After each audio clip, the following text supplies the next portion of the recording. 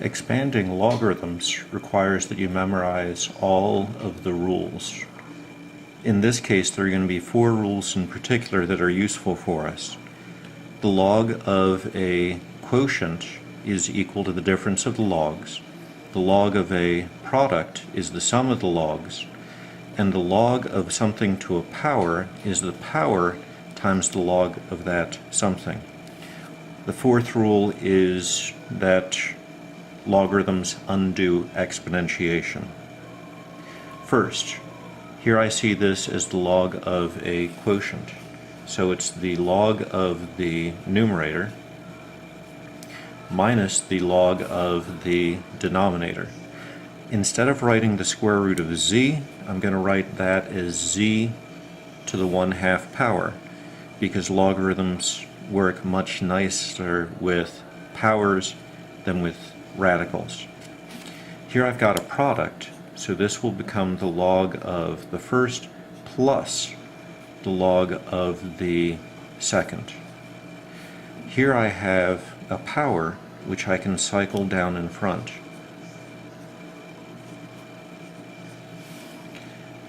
You look to see whether the inside is complex for any of them. Here, for this middle term, it's still complex. I'm going to take this power, this third power, and cycle it down in front.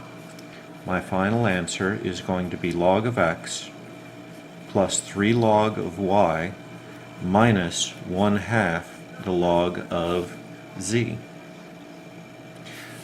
For this expression, the very last thing done was the cube root. The cube root is the same as the 1/3 power. I can take the 1/3 power and bring it down in front. This will be 1/3 times the natural log of y squared z all over e to the 2x.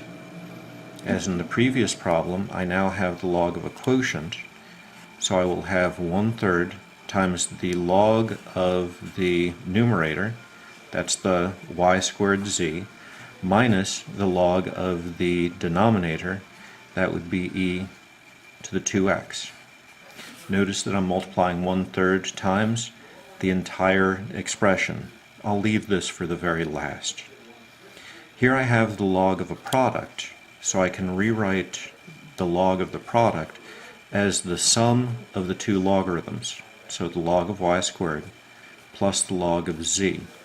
Here I have the log of e to the 2x. Remember that ln stands for the natural log, the log base e. The natural log undoes raising e to the power, so what's on the inside is going to be simply 2 times x.